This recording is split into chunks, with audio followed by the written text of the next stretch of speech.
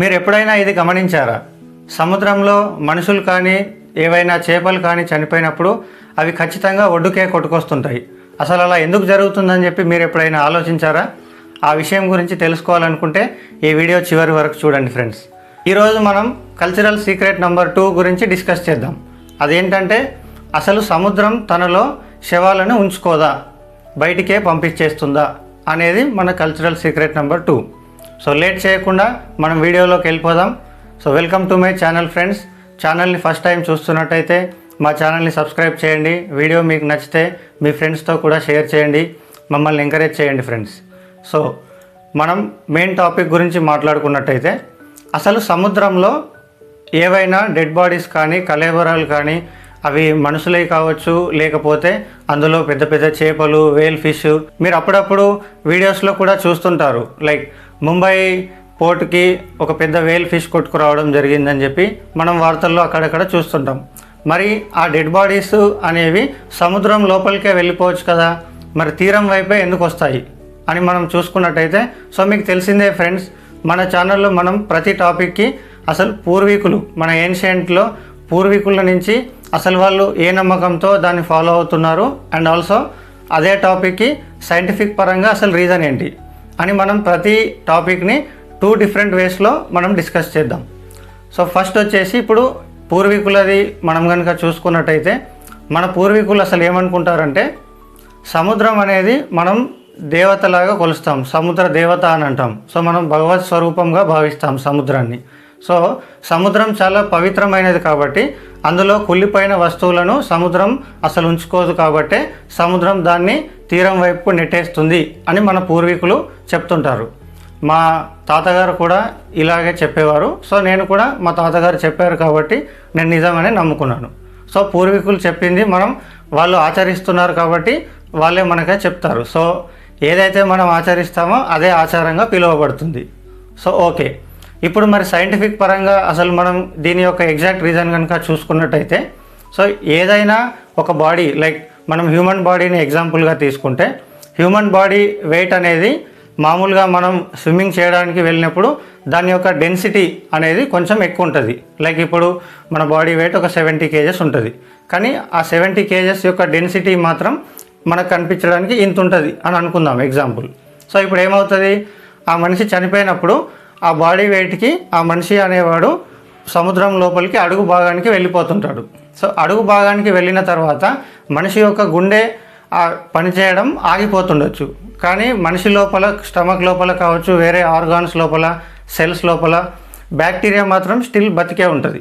So ఆ bacteria ఎప్పుడైతే బతుకుంటుందో అది బాడీని డీకంపోజ్ చేయడం స్టార్ట్ చేస్తుంది.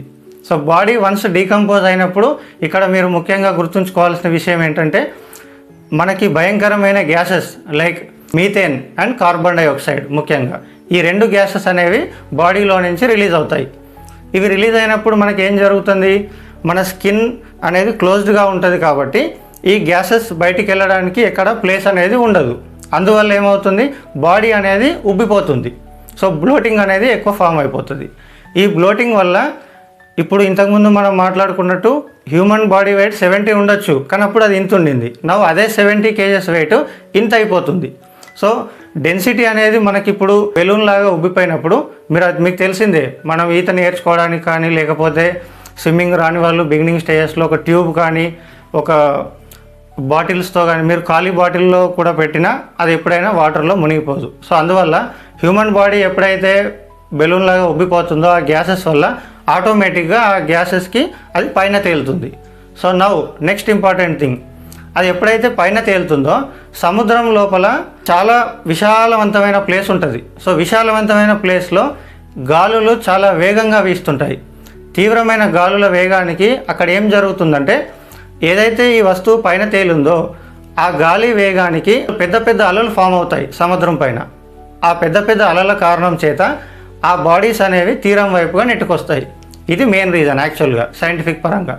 ఇంకొక విషయం ఇక్కడ మనకి జస్ట్ ఒక ఇన్ఫర్మేషన్ ఏంటంటే, ఒక పర్టికులర్ డెడ్ బాడీ మనకు మునిగిపోయిన తర్వాత వాటర్ పైకి తేలడానికి వాటర్ యొక్క కూల్ లెవెల్ని బట్టి, లైక్ వాటర్ బాగా చల్లగా ఉంటే డీకంపోజ్ అవ్వడానికి చాలా ఎక్కువ టైం పడుతుంది.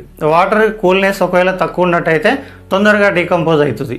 అందుకే మీరు ఎప్పుడైనా చూసుకుంటే ఎవరైనా చనిపోయినప్పుడు లైక్ బంధుమిత్రులు దూరం నుంచి రావాలి అని అనుకునే స్టేజ్లో 1 or 2 days ఇంటి దగ్గరే ఆ బాడీని ఉంచాలి అని అనుకున్నప్పుడు కూల్ బాక్స్లో అయితే పెట్టడం జరుగుతుంది. సో కూల్లో ఎందుకు పెడతారంటే కూలింగ్లో ఉన్నంతసేపు బాడీ డీకంపోజ్ అవ్వడానికి టైం అనేది ఎక్కువ పడుతుంది, అందుకే కూల్లో పెడతారు. సో బేసిక్గా సముద్రం వాటర్ అనేవి చాలా కూల్ ఉంటాయి కాబట్టి చాలా లేట్గా మనకి బాడీస్ పైకి తేలుతుంటాయి. బట్ ఎక్కడైనా కూడా 100% పైకి తేలి అవి ఒడ్డుకు ఖచ్చితంగా కొట్టుకొస్తాయి. మీరు రిఫరెన్స్ కోసం ఎగ్జాంపుల్ ఇప్పుడు క్యాస్ట్ అవే అని చెప్పి ఒక హాలీవుడ్ మూవీ ఉంది. ఆ మూవీలో కూడా అంతే. మీరు చూడకపోతే చూడండి, మూవీ చాలా ఇంట్రెస్టింగ్గా ఉంటుంది. వెరీ గుడ్ సర్వైవల్ మూవీ అది. మనకి బాడీస్ అనేవి సముద్రం పైన తేలిన తర్వాత గాలి యొక్క వేగానికి అలల యొక్క ప్రభావానికి అలలు గాలి మిక్స్ అయిపోయి అవి ఒడ్డుకు కొట్టుకొస్తుంటాయి. సో ఇది ఫ్రెండ్స్ మెయిన్ రీజన్. సో ఈ సీక్రెట్ మీకు ఎలా అనిపించింది అనేది మీరు కామెంట్లో చెప్పండి. ఇంకొకటి, ఇది మన కల్చరల్ సీక్రెట్ నెంబర్ 2. మీరు ఎవరైనా కల్చరల్ సీక్రెట్ నెంబర్ 1 చూస్తుంటే మీకు ఎలా అనిపించిందో కామెంట్లో చెప్పండి. చూడని వాళ్ళు ఉంటే ఈ వీడియో కింద కల్చరల్ సీక్రెట్ నెంబర్ 1 యొక్క లింక్ని ప్రొవైడ్ చేశాను. ఖచ్చితంగా ఆ వీడియో కూడా చూడండి ఫ్రెండ్స్. సో ఛానల్ని ఫస్ట్ టైం చూస్తున్న వాళ్ళు డెఫినెట్గా ఎంకరేజ్ చేయండి. కంటెంట్ మీకు నచ్చితే డెఫినెట్గా సబ్స్క్రైబ్ అనేది చేసుకోండి.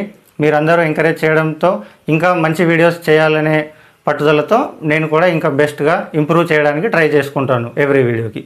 Thanks for watching my video. Signing off.